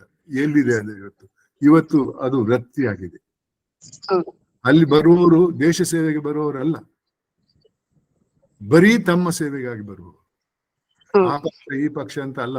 ನಾನು ಯಾವ ಪಕ್ಷಕ್ಕೂ ಸೇರಿದವನಲ್ಲ, ಎಲ್ಲರನ್ನು ಬಹಳ ಹತ್ತಿರದಿಂದ ಕಂಡಿದ್ದೇನೆ ನಾನು. ಅವ್ರು ಮಾತ್ರ ಅಲ್ಲ, IAS ಅಧಿಕಾರಿಗಳಿರ್ಬೋದು, ನ್ಯಾಯಾಧೀಶರುಗಳಿರ್ಬೋದು, ಎಲ್ಲರೂ ಈ ಸಮಾಜದಲ್ಲೇ ಹೋಗುವವರು ತಾನೆ. ಇವರಿಗೆ ಈ ಸಮಾಜದ ಗೌರವ ಬೇಕು, ಮೌಲ್ಯದ ಗೌರವ ಬೇಡ. ಅದರಿಂದಾಗಿ ಮುಂದಿನ ಪೀಳಿಗೆಯನ್ನು ಬದಲಾಯಿಸೋಣ. ಅವರಿಗೆ ಇದರ ಬಗ್ಗೆ ಕಾನ್ಸಿಕ್ವೆನ್ಸಸ್ ನನ್ನ ಹತ್ರ ಬೇಕಾದಷ್ಟಿದೆ ಉದಾಹರಣೆಗಳು, ಹೇಳ್ತಾ ಹೋಗ್ಬಹುದು. ಏನ್ ಕಂಡೇನು. ನಾನು ಒಂದು ಹೇಳಿದ ಉದಾಹರಣೆ ಇವಾಗ ನಿಮ್ ಮುಂದೆ ಹೇಳ್ತೇನೆ. ಒಂದ್ ದಿವಸ ಕೊಪ್ಪಳಿಂದ ಒಬ್ರು ವ್ಯಕ್ತಿ ಬರ್ತಾರೆ. ಏನಪ್ಪ ಸಮಸ್ಯೆ ಅಂತ ಕೇಳಿದೆ. ಅವ್ರು ಹೇಳ್ತಾರೆ, ಸ್ವಾಮಿ ನನಗೆ ಆದಾಯ ಸಾರಿ ನನ್ನ ಹೆಂಡತಿ ಒಂದು ಹೆಣ್ಮಗಳನ್ನ ಹಡ್ದಿದ್ದಾಳೆ, ಅದ್ರಲ್ಲಿ ಏನಪ್ಪ ತಪ್ಪು ಅಂತ ಕೇಳಿದೆ. ಇಲ್ಲ ಸರ್, ಕರ್ನಾಟಕ ಸರ್ಕಾರದ ಒಂದು ಯೋಜನೆ ಇದೆ, ಅದರ ಪ್ರಕಾರ ಬಡ ಕುಟುಂಬಕ್ಕೆ ಹುಟ್ಟಿದಂತ ಹೆಣ್ಣು ಮಕ್ಕಳಿಗೆ ಒಂದಿಷ್ಟು ಅನುದಾನ ಕೊಡ್ಬೇಕು. ನಾನು ಸಮಾಜ ಕಲ್ಯಾಣ ಡಿಪಾರ್ಟ್ಮೆಂಟ್ ಕೇಳಿದ್ರೆ ಹೇಳ್ತಾರೆ, ನೀನ್ ಬಡವ ಅನ್ನೋದಕ್ಕೆ ಯಾವ ಪುರಾವೆನೂ ಇಲ್ಲ, ಕೊಡಕ್ಕಾಗಲ್ಲ. ನಾನ್ ಬಡವ ಅಂತ ಕಣ್ಣೀರ್ ಹಾಕಿದ. ಅವನು ನಂಬಿಟ್ಟು ಒಬ್ಬ ಅಧಿಕಾರಿಯನ್ನಲ್ಲಿ ಕಳಿಸಿದೆವು, ವಿಚಾರಣೆ ಮಾಡಿ ವರದಿ ಕೊಡಪ್ಪ ಅಂತ. ಆ ವರದಿ ಪ್ರಕಾರ ಈತನ ಹೆಂಡತಿ ಮತ್ತೊಬ್ಳು ಸಂಗಾತಿ, ಅವಳು ಗರ್ಭಿಣಿ ಅಲ್ಲ, ಹೆಂಡತಿ ಗರ್ಭಿಣಿ, 9 ಕಿಲೋಮೀಟರ್ ನಡ್ಕೊಂಡು ಬರ್ತಾರೆ, ಬಸ್ಸಲ್ಲಿ ಬರಕ್ಕೆ ಕಾಸಿರ್ಲಿಲ್ಲ. ಜಿಲ್ಲಾ ಆಸ್ಪತ್ರೆಯಲ್ಲಿ ಹೆರಿಗೆಗೆ ಅಂತ ಬರ್ತಾರೆ. ಯಾಕಂದ್ರೆ ಆ ಯೋಜನೆ ಪ್ರಕಾರ ಸರ್ಕಾರಿ ಆಸ್ಪತ್ರೆಯಲ್ಲಿ ಹುಟ್ಟಿದಂತಹ ಮಗು ಒಂದು ಬಡ ಕುಟುಂಬಕ್ಕೆ ಸೇರಿದ ಮಗುವನ್ನು ಒಂದು ಪ್ರೂಫ್ ಇದೆ, ಅದಕ್ಕೆ ವಿರುದ್ಧ ಪ್ರೂಫ್ ಇದ್ರೆ ಅದನ್ನು ತಳ್ಳಿ ಹಾಕ್ಬಹುದು. ವಿರುದ್ಧ ಪ್ರೂಫ್ ಇಲ್ಲದೆ ಇದ್ರೆ ಅದೇ ಪ್ರೂಫ್ ಸಾಕು ಅನುದಾನ ಕೊಡಕ್ಕೆ. ಇವ್ರು ಬರ್ತಾರೆ ಆಸ್ಪತ್ರೆಗೆ, ಸಿಬ್ಬಂದಿ ಮೊದ್ಲು ಕಾಸು ಕೊಡಿ ನಂತರ ಹಾಸಿಗೆ ಅಂತಾರೆ. ಅವ್ರತ್ರ ಕಾಸು ಕೊಡಕ್ಕೆ ಕಾಸಿಲ್ಲ.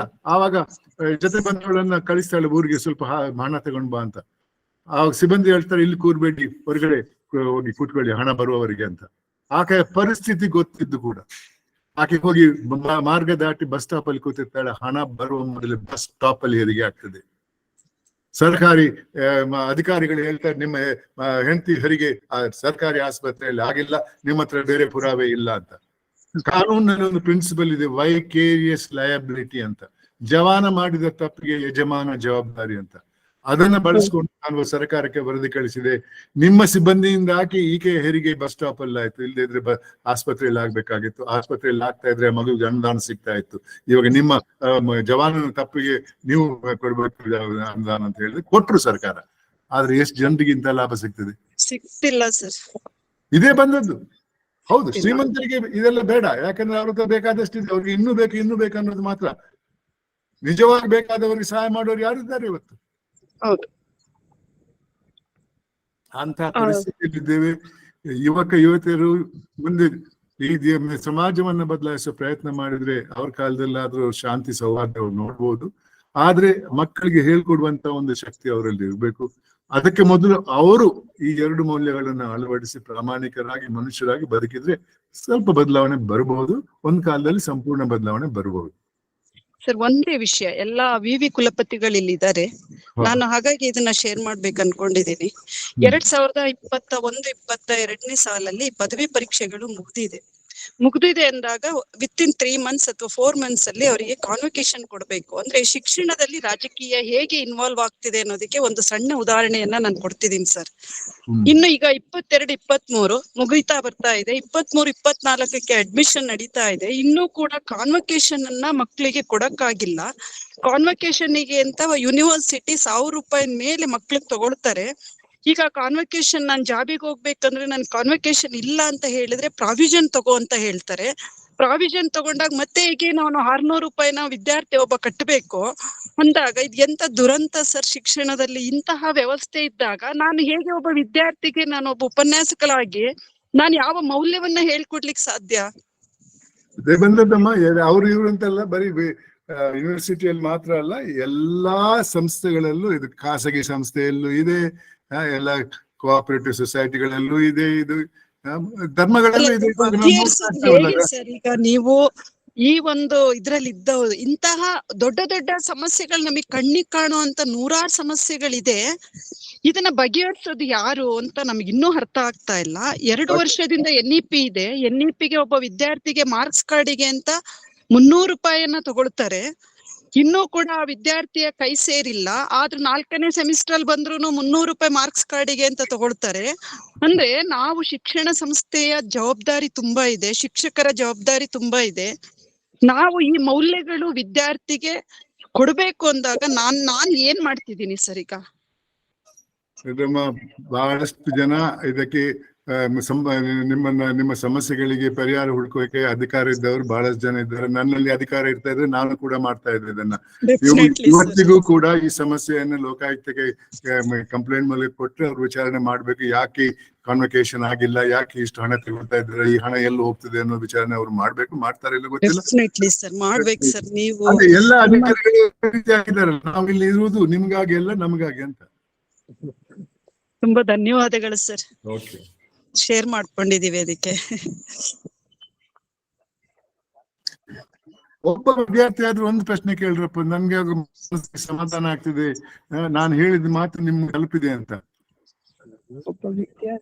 ಸರ್ ನಮಸ್ಕಾರ ಸರ್, ನಾನು ರಾಯಚೂರಿಂದ ಮಲ್ಲಿಕಾರ್ಜುನ್ ಪಾಟೀಲ್ ಅಂತ ಮಾತಾಡ್ತಾ ಇದ್ದೀನಿ. ಹೇಳಿ.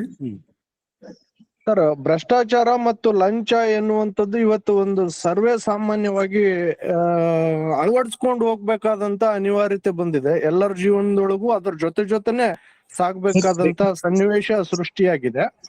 ಆದ್ರೆ ತಾವು ಏನ್ ಹೇಳಲಿಕ್ಕೆ ಬಯಸ್ತೀರಿ ನಮ್ಮಂತ ಕಾನೂನು ವಿದ್ಯಾರ್ಥಿಗಳಿಗೆ ಅದರಿಂದ ಹೆಂಗೆ ಅದನ್ನ ಫೇಸ್ ಮಾಡ್ಬೇಕು ಅಂತ ಸಲಹೆ ಕೊಡ್ಲಿಕ್ಕೆ ಬಯಸ್ತೀರಿ ಸರ್? ನಾನು ಇಷ್ಟೇ ಹೇಳುದು, ಮೊದಲು ಬದಲಾವಣೆ ನಿಮ್ಮಲ್ಲಿ. ಈ ಎರಡು ಮೌಲ್ಯಗಳನ್ನ ಇಟ್ಟು ಯಾವ ವೃತ್ತಿಗೂ ಹೋಗಿ ಅಲ್ಲಿ ಈ ಮೌಲ್ಯಗಳ ಅಗತ್ಯ ಇದೆ. ಅಲ್ಲೂ ನೀವು ಜನತಾ ಸೇವೆ ಮಾಡ್ಬೋದು, ಯಾವ ಪ್ರತಿಫಲನ ಕಾಯದೆ ಮಾಡ್ಬೋದು. ಜನರ ಸೇವೆ ಮಾಡಿ ನೀವು ಒಬ್ರು ಮಾಡಿದ್ರೆ ನಿಮ್ಗೆ ಮಕ್ಕಳು ಮಾಡ್ತಾರೆ, ನಿಮ್ಮ ಮೊಮ್ಮಕ್ಕಳು ಮಾಡ್ತಾರೆ. ಆ ರೀತಿ ಬದಲಾವಣೆ ಬಂದೇ ಬರ್ತದೆ. ನನ್ನ ತಂದೆಯವರು ಕೂಡ ಸುಪ್ರೀಂ ಕೋರ್ಟ್ ನ್ಯಾಯಾಧೀಶರಾಗಿದ್ದವರು. ಅವರು ಕಾಲವಾಗದಾಗ ಒಂದು ಹಳ್ಳಿಯಲ್ಲಿ 2 ರೂಮಿನ ಮನೆಯಲ್ಲಿ ಇದ್ರು ಅಷ್ಟೇ. ಅವಾಗ ಯಾವಾಗ ನಮ್ಗೆ ಹೇಳ್ತಾ ಇತ್ತು, ನಾನು ಕಾಲವಾದ ನಂತರ ನಿಮ್ಗೆ ಏನು ಜಗಳ ಆಡಕ್ಕೆ ಏನು ಇಲ್ಲ, ನೀವು ನಿಮ್ ಭವಿಷ್ಯ ನೀವೇ ಕೊಡ್ಬೇಕು, ನಿಮ್ಗೆ ವಿದ್ಯೆ ಕೊಟ್ಟೇನೆ ನಿಮ್ ಹೊಟ್ಟೆಗೆ ಆಗ್ತೇನೆ ಅಂತ. ಆ ರೀತಿ ಬೆಳ್ಕೊಂಡು ಬಂದವ್ರು ನಾವು. ಒಬ್ಬರಿಗೆ ಆರ್ಥಿಕ ಸಂಬಂಧ ಇಲ್ಲ ನಮ್ಮ ಸಹೋದರ ಸಹೋದರರ ನಡುವೆ. ಈ ರೀತಿ ನಾವು ಇಲ್ಲ, ನನ್ನ ಒಬ್ಬನಿಂದ ಏನಾಗ್ತದೆ, ಮಿಕ್ಕಿದವ್ರು ಕೂಡ ಬದಲಾವಣೆ ಒಪ್ಪಿದ್ರೆ ಆಗ್ತದೆ ಅಂದ್ರೆ ಅದು ಬೇಡ. Please change yourself, try to change your family. And that attitude will percolate to others also. One day the change will come, but I don't want the change to come through revolution. I want it to be a peaceful change like what has happened today. In 50s and 40s and 50s, this greed was not there. And it changed into today's society peacefully. There was no revolution. Let us change that. Yes, sir. Yes sir, thank you sir, thank you. ನಿಮ್ಮ ಮಾತುಗಳನ್ನು ಕೇಳಿ ನಮ್ಗೆ energy ಬಂದಂಗ ಆಯ್ತು. Thank you sir.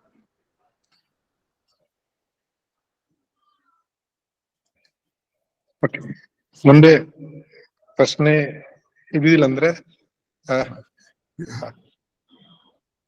ನಾನು ಈ ಕಾರ್ಯಕ್ರಮದ ಅಧ್ಯಕ್ಷ ಸ್ಥಾನ ಅಲಂಕರಿಸಿದ ಕೇಂದ್ರೀಯ ವಿಶ್ವವಿದ್ಯಾಲಯದ ಕರ್ನಾಟಕ ಕಲಬುರಗಿ ಮಾನ್ಯ ಕುಲಪತಿಗಳು ಪ್ರೊಫೆಸರ್ ಭಟ್ಟು ಸತ್ಯನಾರಾಯಣ ತಮ್ಮ ಅಧ್ಯಕ್ಷೀಯ ಭಾಷಣ ನೀಡಬೇಕಂತ ವಿನಂತಿಸ್ತೀನಿ. I request vice chancellor of Kendriya Vishwavidyalaya Karnataka Kalaburagi to deliver his presidential talk.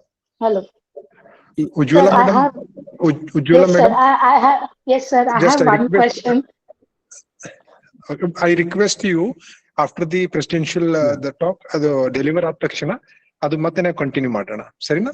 Yeah, just raised hand.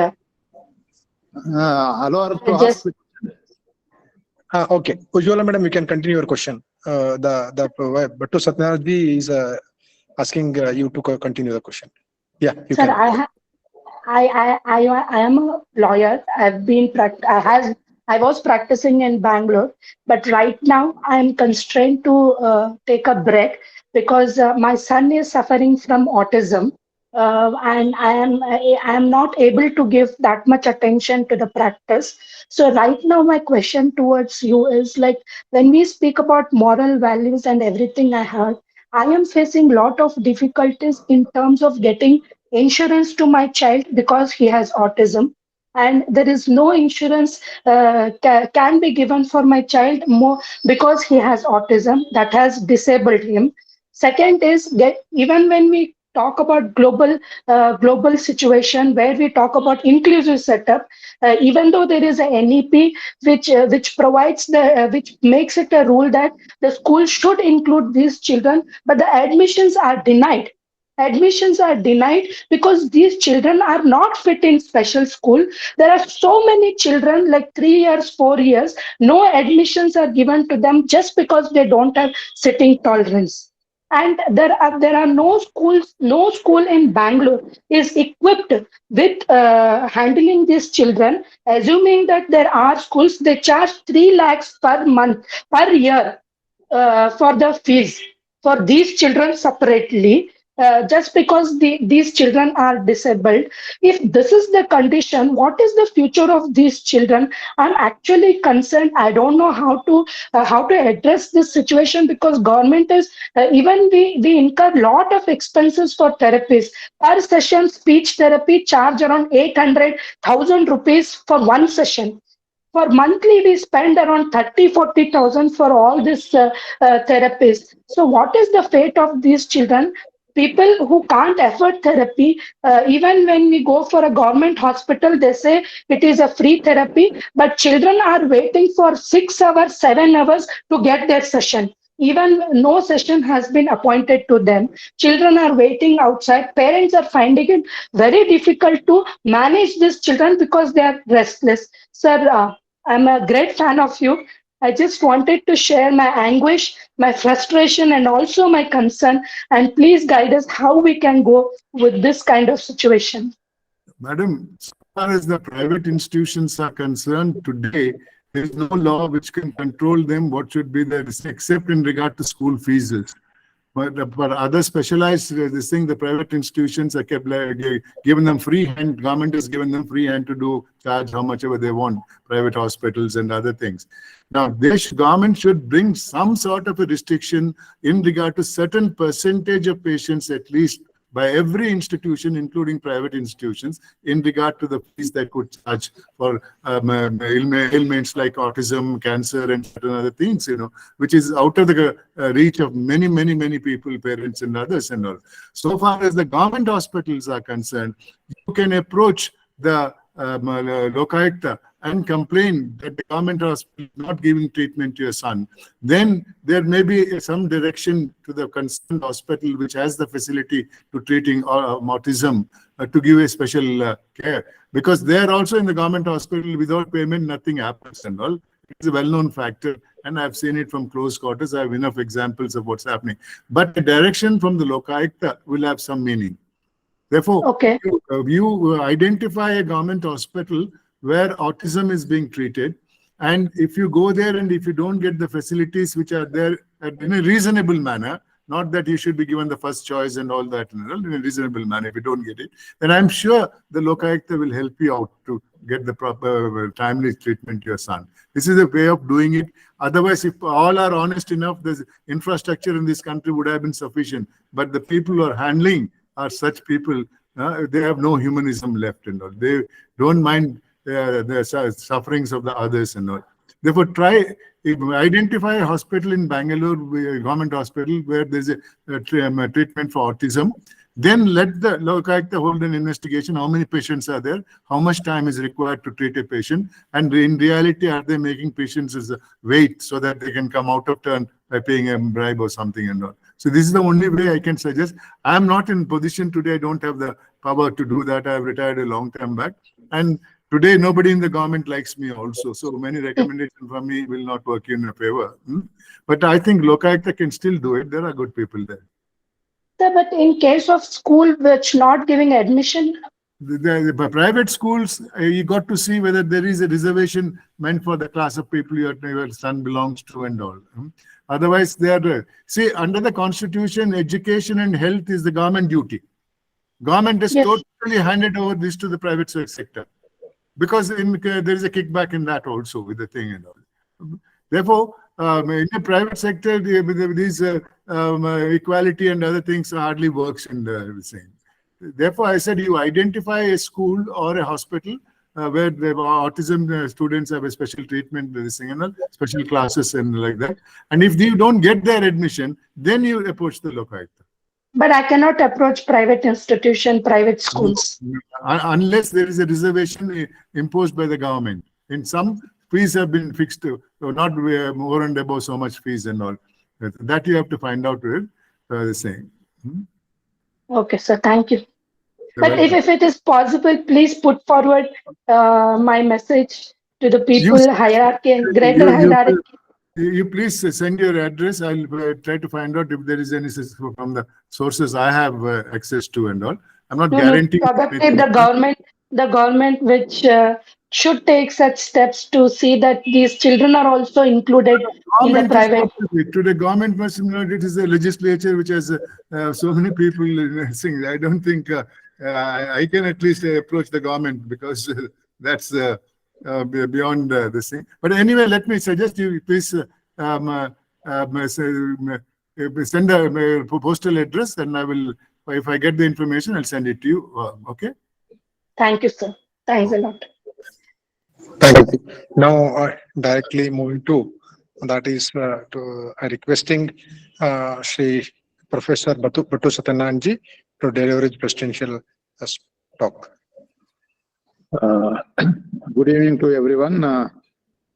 Justice N.Santosh Hegde, the former Judge, Supreme Court of India, and also former Lokayukta, Karnataka. And today, coordinators Baswaraj M. Kubakadi, Amit Kumar Deshpande and S.C. Patil. And really this Vijnaneshwara Pratisthana Trust and Central Minister of Karnataka is arranging a good series of lectures in the memory of Jois Memorial online lecture series. And today topic, the fall in moral values and its consequences. Hegde for Justice Hegde has delivered a lecture. It is personal experiences, and this type of this will not available in any textbooks. So he has shared his experiences. Now, if you look at this fall in moral values, how its consequences. Now we are experiencing this fall in moral values in every day in our day-to-day life, in every walk of life, every field. This is affected. So our Hegde also said how this is shared from the Bofors to even this about 2G scam, how this has affected the political field. The earlier the politicians are really, they are like a servants. They only come to the politics only to do the service. Now these things have totally changed. The people are coming to the politics only to do the business. Now if you look at the elections, how much they are spending, and even the people also without taking money, they are not exercising their vote. They are also waiting how much amount they get from the politicians. Like neither the politicians, they are giving money and then they are taking votes, and then they are not caring people. And people also, they are taking money and exercising their vote, and they are expecting everything. Everything like this, the system is spoiled like anything. Even not only that, in the education system also, particularly now this Visualogy is asking about our Hegde, how the service is asking some solution. So this is where the education, health should be the responsibility of the governments. But they have totally, that is, they have not at all taking any responsibility, that they open to the market, and the people are doing a lot of business on this one. Now education is a big business. So far, we cannot find fault with only the people who are investing in the education. Even the people also responsible for that one. Now whoever works in the government, even they also want to admit their children into a private school. No one want to admit their children into a government school because they lost faith in the government schools, institutions. Though in the government schools, we have a highly qualified teachers compared to the private schools.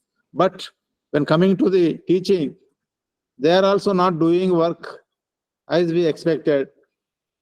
So that is the problem. Our problem is not only with the that is parents who are wanted to admit their children into a good school. Here in the private government schools, had the teachers deliver good, definitely everyone will form a queue to the government schools. Same thing in the universities also, the system is totally changed. Now earlier when we see the teachers and the professors, they're really dedicated. Now the government also not at all bothering about the universities. Now the recruitment is also stopped. Only few people are there. They are also not doing effectively. So this is a fallout of this one. If the education system is not protected, if you don't give some moral values and ethics in the institutions, if you don't teach well, if the students are not taught about this one, then we can imagine what kind of country tomorrow we have. So therefore, the future is totally in the education system. We can say that the nation building takes place in the four walls of the classroom, where we need, apart from the knowledge, the ethics and moral values are most important, where the teacher should also behave like an ideal person. Teaching is not important. Teaching and behavior both are important. The teacher should be a role to the students.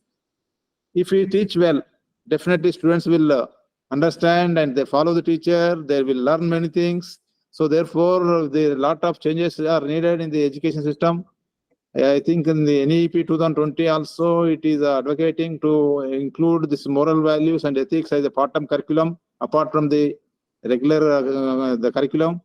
Definitely, these values definitely will bring some changes. Unless we bring changes at the mind of from the school onwards, because nowadays in the materialistic life, everyone is after money. There is no end for that one. So therefore, one has to feel happiness. That is our Hegde has told, happiness will not come only just money. If you earn money by different means, and there is no, that is a peace. And see, ED like that, anything, ACB may ride, everything, they lose every patient. That is a peace.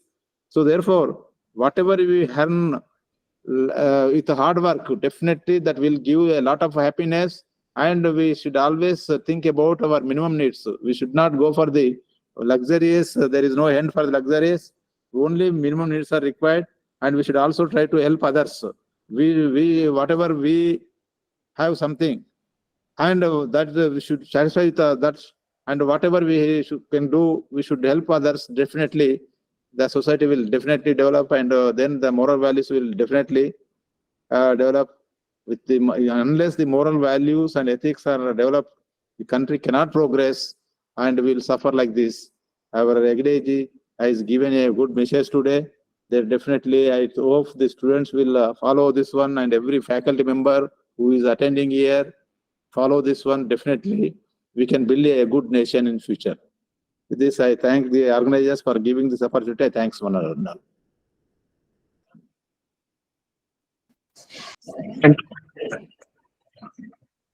Thank you, Dr. Satyanarayana. Before we move to the last session of this today's program, there is one announcement, like a thing. On 12th of this month, the one program is organized in Central University, Kalaburagi. For that, His Excellency Sri Justice S. Abdul Nazir, former Judge, Supreme Court of India and Honorable Governor of Andhra Pradesh, is addressing. So on that day, the High Court Judge Honorable Sri Justice V. Shishananji, and in fact Professor Battu Satyanarayana will be there, and Basaraj Patil Sedamji will be there, and other faculties and registrars will be there for one day program. So I request all the students of the different universities, so please attend that event. Before attending, please register your names to the Basaraj Kubakaddi, the faculty professor in the Central University Kalaburagi.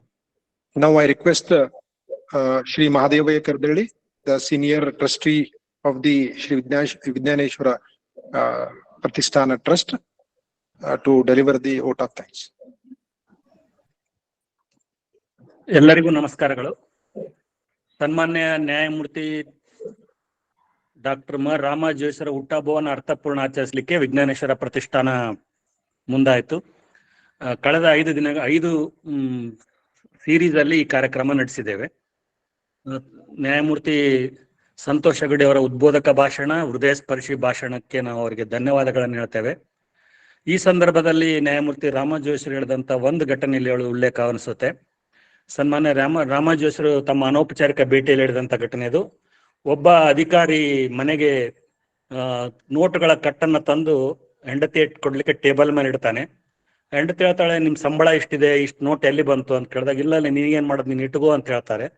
ಆ ಹೆಣ್ಮಗಳು ಹೇಳ್ತಾಳೆ, ಇದನ್ನ ಒಯ್ದು ಎಲ್ಲಿತ್ತು ಅವ್ರಿಗೆ ವಾಪಸ್ ತರಿಸಿ, ನನ್ನ ನೀವು ನರ್ತಕ್ಕಂಥ ನ್ಯಾಯಯುತ ಸಂಬಳದಲ್ಲಿ ನನ್ನ ಮಕ್ಕಳನ್ನ ಬೆಳೆಸ್ತೇನೆ, ಅನ್ಯಾಯದ ಹಣದಲ್ಲಿ ಕಳಿಸಿ ಭ್ರಷ್ಟ ಮಕ್ಕಳನ್ನ ಬೆಳೆಸಲಿಕ್ಕೆ ನಾನು ಬಿಡೋದಿಲ್ಲ ಅಂತಕ್ಕಂಥ ರೀತಿಯಲ್ಲಿ ಒತ್ತಾಯ ಮಾಡಿದ್ರು. ಎಲ್ಲದಕ್ಕೂ ಪರಿವಾರನೇ ಮೂಲ ಕಾರಣ. ಈ ಎಲ್ಲ ಸಮಸ್ಯೆಗಳಿಗೆ ನಮ್ಮ ಪರಿವಾರ ಎಲ್ಲಿವರೆಗೆ ಬಲಿಷ್ಠವಾಗಿತ್ತು, ಎಲ್ಲ ನಮ್ಮ ಶಿಕ್ಷಣ ವ್ಯವಸ್ಥೆ ಬಲಿಷ್ಠವಾಗಿತ್ತು, ಆ ಸಂದರ್ಭಗಳು ಯಾವುದೂ ಇಲ್ಲ, ಅಲ್ಲಿ ಶಿಥಿಲತೆ ಇದೆ. ಅದನ್ನು ಸರಿಪಡಿಸ್ತಕ್ಕಂಥದ್ದು ಅವಶ್ಯ ಅಂತಕ್ಕಂಥದ್ದು ನಾನು ಇಲ್ಲಿ ನೆನಪಿಸ ಬಯಸ್ತೇನೆ. ಸೊ ಆ ದೃಷ್ಟಿಯಿಂದ ನೈತಿಕತೆ ಮತ್ತು ಸಂತೋಷ ನಿರ್ಮಾಣ ಆಗೋದು ಪಾರಿವಾರಿಕ ಜೀವನದಲ್ಲಿ. ಆ ಪರಿವಾರವನ್ನ ನಾವು ಬೆಳೆಸೋಣ. ಈ ಎಲ್ಲ ಮೌಲ್ಯಗಳನ್ನ ನಮ್ಮ ಮಕ್ಕಳಲ್ಲಿ ಬೆಳೆಸಿದಾಗ, ನಾವು ಇವತ್ತೆಲ್ಲರೂ ಭಾಷಣದಲ್ಲಿ ಭಾಗವಹಿಸಿದ್ದೇವೆ, ನಾವೆಲ್ಲರೂ ಈ ಮೌಲ್ಯಗಳನ್ನು ಅಳವಡಿಸಿಕೊಳ್ಳಿಕ್ಕೆ ಪ್ರಯತ್ನ ಮಾಡೋಣ ಅಂತಕ್ಕಂಥ ಸಂದೇಶವನ್ನ ಮಾನ್ಯ ನ್ಯಾಯಮೂರ್ತಿ ಸಂತೋಷಗಳು ಮೇಲಿಂದ ಮೇಲೆ ಹೇಳಿದ್ದಾರೆ. ಮಾನವೀಯತೆ ಮತ್ತು ತೃಪ್ತಿ ಇರ್ಬೇಕನ್ನೋದು ಇದು ಸನಾತನ ಭಾರತೀಯ ಪರಂಪರೆಯಲ್ಲಿದ್ದು. ಮೇಲ್ನೋಟದಲ್ಲಿ ನಮಗೆ ಅನೇಕ ಕಡೆ ಭ್ರಷ್ಟಾಚಾರ ಕಾಣುತ್ತೆ, ವಾಸ್ತವವಾಗಿ ಇನ್ ರೋಡಲ್ಲಿ ಹೋದರೆ ಅದೇ ಅಷ್ಟಕ್ಕೂ ತಕ್ಕುದಾಗಿ ಪ್ರಾಮಾಣಿಕತೆ ಇರ್ತಕ್ಕಂಥ ತುಂಬಾ ಜನ ಸಮಾಜದಲ್ಲಿದ್ದಾರೆ. ವಿಜ್ಞಾನೇಶ್ವರ ಪ್ರತಿಷ್ಠಾನ ಈ ಮಕ್ಕಳಲ್ಲಿ ಈ ಗುಣಗಳನ್ನ ಬೆಳೆಸೋ ಸಲುವಾಗಿ ಯಾರು ಸಾಧಕರಿದ್ದಾರೆ, ಪ್ರಾಮಾಣಿಕರಾಗಿ ಕೆಲಸ ಮಾಡಿದ್ದಾರೆ ಅಂತವ್ರನ್ನ ಇನ್ವೈಟ್ ಮಾಡಿ ಅವರಿಗೆ ಪ್ರತ್ಯಕ್ಷ ರೂಪದಲ್ಲಿ, ಮೇಲ್ಪಂಕ್ತಿಯ ರೂಪದಲ್ಲಿ ಪ್ರಸ್ತಾವನೆ ಅವ್ರನ್ನ ಪ್ರಸ್ತುತಪಡಿಸೋ ಸಲ ಪ್ರಯತ್ನ ಮಾಡ್ತೇವೆ. ಆ ಪ್ರಯತ್ನದಿಂದ ಕಳೆದ 25 ವರ್ಷಗಳಿಂದ ಸನ್ಮಾನ್ಯ ನ್ಯಾಯಮೂರ್ತಿ ರಾಮ ಜೋಯಿಸರ ಮಾರ್ಗದರ್ಶನದಲ್ಲಿ ಮಾಡ್ತಾ ಬಂದಿದ್ದನ್ನು ಮುಂದುವರಿಸಿದ್ದೇವೆ.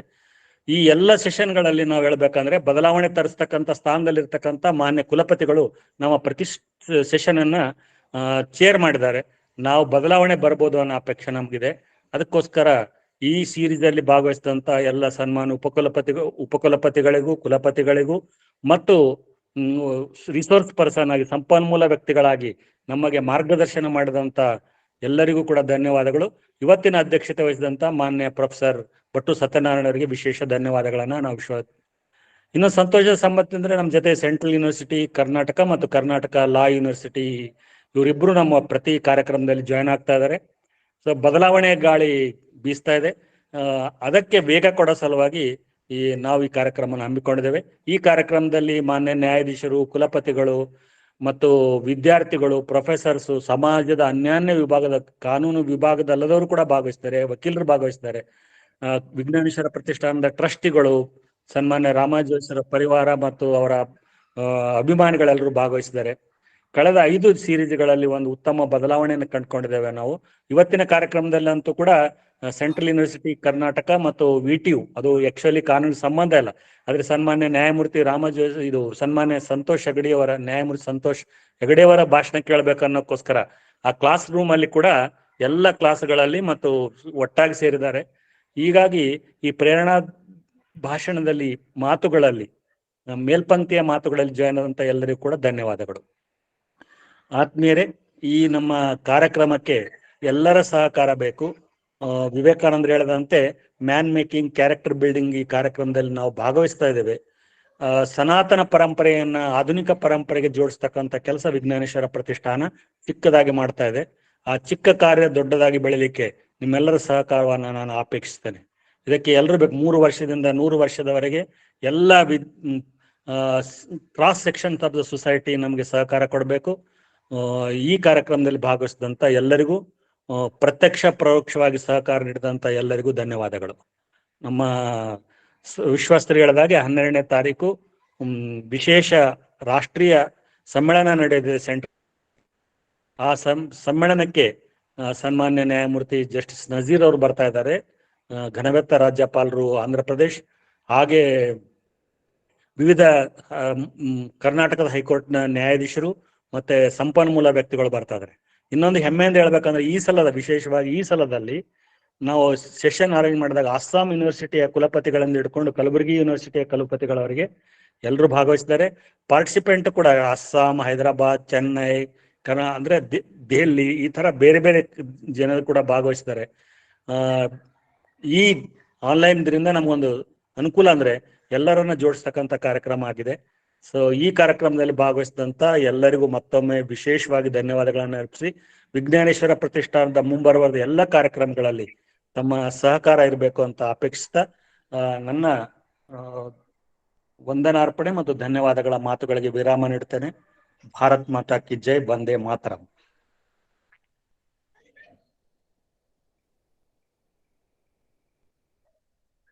ಯಾವುದಾದರೂ ಪ್ರಶ್ನೆ ಕೇಳಲಿಕ್ಕೆ ಅವಕಾಶ ಉಂಟಾ? ಸರ್, ತಮಗೂ ಕೂಡ ಧನ್ಯವಾದಗಳು ಈ ಒಂದು ಒಳ್ಳೆಯ ಅವಕಾಶವನ್ನು ಎಲ್ಲರಿಗೂ ಕೊಟ್ಟದಕ್ಕಾಗಿ. ನಮ್ಮೆಲ್ಲ ಕಾನೂನು ಮಹಾವಿದ್ಯಾಲಯಗಳ ಪರವಾಗಿ ತಮಗೂ ವಂದನೆಗಳು. ಕಲ್ಯಾಣ ಕರ್ನಾಟಕದ ಎಲ್ಲ ಪ್ರಿನ್ಸಿಪಾಲ್ಸ್ ಕೂಡ ನಮ್ ಜೊತೆ ಇದ್ದಾರೆ. ಅದೊಂದು ಅಭಿಮಾನದ ಸಂಗತಿ. ಅವರಿಗೂ ಕೂಡ ನಾವು ವಿಶೇಷ ಧನ್ಯವಾದಗಳನ್ನು ಹೇಳ್ತೇವೆ. ಪ್ರೋಗ್ರಾಮ ಇಲ್ಲಿಗೆ ಮುಕ್ತಾಯವಾಯಿತು. ಇದು ಸನ್ಮಾನ್ಯ ಸಂತೋಷ್ ಹೆಗಡೆ ಅವರಿಗೆ ಒಂದು ಮನವಿಯನ್ನ ಅಥವಾ ಒಂದು ಕ್ವಶನ್ ಅನ್ನ ಕೇಳ್ಬೋದಾ ಅಂತೇಳಿ ತಮ್ಮಲ್ಲಿ ವಿನಯಿಸ್ಕೊಂತಾ ಇದ್ದೇನೆ. ಸನ್ಮಾನ್ಯರು ಅವಕಾಶ ಕೊಟ್ರೆ ಕೇಳ್ಬೋದು ಸರ್. ನಮ್ದು ನನ್ನೆಲ್ಲ ನೀವು ಆರ್ಗನೈಸರ್ಸ್ ಪರ್ಮಿಷನ್ ಕೊಟ್ರೆ ಮಿಕ್ಕಿದವ್ರು ಹೋಗ್ಲಿ. ಕೇಳ್ಬೋದು ಸರ್, ಕೇಳಿ ಪ್ರಶ್ನೆ. ಏನಿಲ್ಲ, ಇವಾಗ ಇತ್ತೀಚೆಗೆ ರಾಜಕಾರಣದಲ್ಲಿ ಎಲೆಕ್ಷನ್ಗೋಸ್ಕರವಾಗಿ ಬೇಕಾದಷ್ಟು ಸ್ಕೀಮ್ಗಳನ್ನು ಅನೌನ್ಸ್ ಮಾಡ್ತಾ ಇದ್ದಾರೆ. ಇದರಲ್ಲಿ ನಮ್ಮ ಟ್ಯಾಕ್ಸ್ ಪೇಯರ್ಸ್ ಅಮೌಂಟ್ ಇವಾಗ ಡೆವಲಪ್ಮೆಂಟ್ಗೆ ಬದಲಾಗಿ ಈ ಸ್ಕೀಮ್ಗಳನ್ನು ಅನೌನ್ಸ್ ಮಾಡಿ ಇದರಿಂದ ದುಂದು ವೆಚ್ಚಗಳು ನಡೀತಾ ಇದೆ. ಇದಕ್ಕೆ ಹಿಂದೆ ಸುಪ್ರೀಂ ಕೋರ್ಟ್ ಇಂದ ಒಂದು ಆದೇಶವನ್ನು ಮಾಡಬೇಕು ಅಂತ ಇತ್ತು.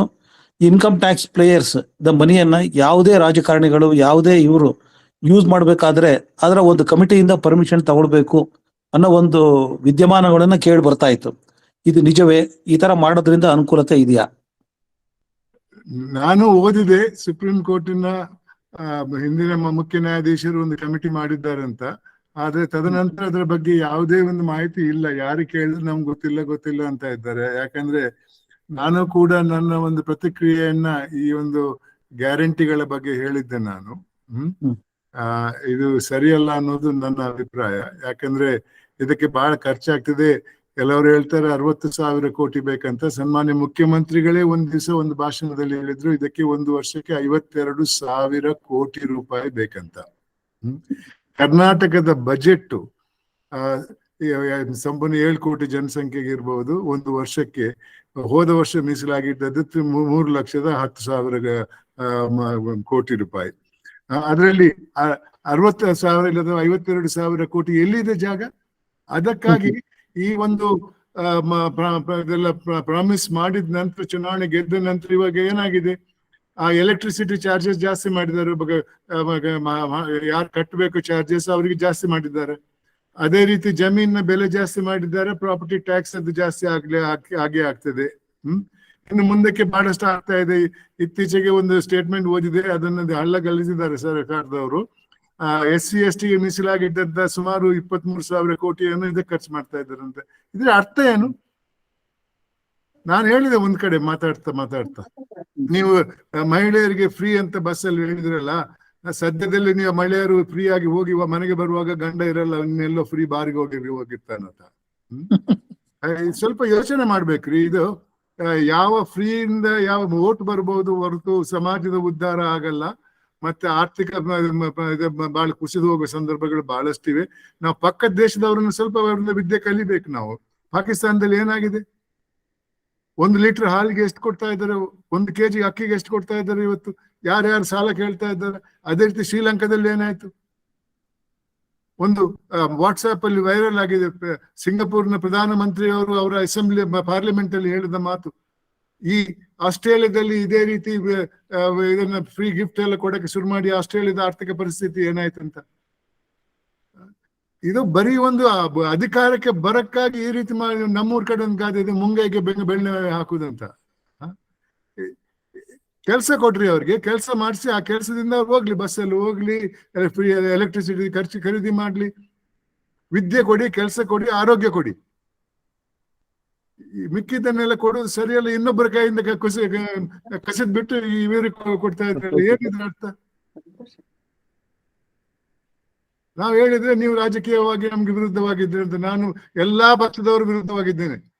ಕಾಂಗ್ರೆಸ್ನವರ ಮುಖ್ಯಮಂತ್ರಿಗಳ ವಿರುದ್ಧ ಬರೆದು ಕೊಟ್ಟಿದ್ದೇನೆ, JDS ನವರ ವಿರುದ್ಧ ಕೊಟ್ಟಿದ್ದೇನೆ, BJP ಅವರ ವಿರುದ್ಧ ಕೊಟ್ಟಿದ್ದೇನೆ. ನಾನು ಯಾವ ರಾಜಕೀಯ ಪಕ್ಷ ಸೇರಿದ್ನಲ್ಲ. ಪ್ರಜಾಪ್ರಭುತ್ವದಲ್ಲಿ ಬಹಳಷ್ಟು ನಂಬಿಕೆ ಇದೆ ನನಗೆ. ಆದ್ರೆ ಪ್ರಜಾಪ್ರಭುತ್ವದ ದುರ್ಬಳಕೆ ಆಗುವುದನ್ನು ನನಗೆ ಸಹಿಸಕ್ಕೆ ಸಾಧ್ಯ ಇಲ್ಲ.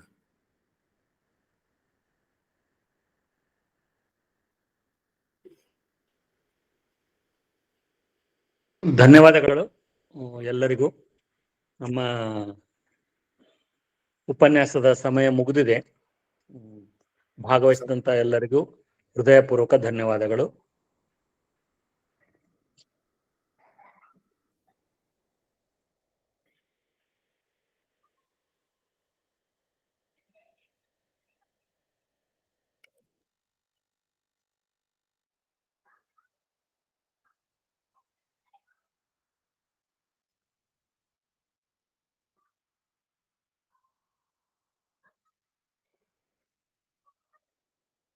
ಪಾಟೀಲ್ರ ಮುಗಿಸ್ಬೋದು. ಯಾರೋ ಪ್ರೆಸೆಂಟೇಶನ್ ಮಾಡ್ತಾ ಇದಾರೆ, ಶೇರ್ ಮಾಡ್ತಾರೆ ಸ್ಕ್ರೀನು.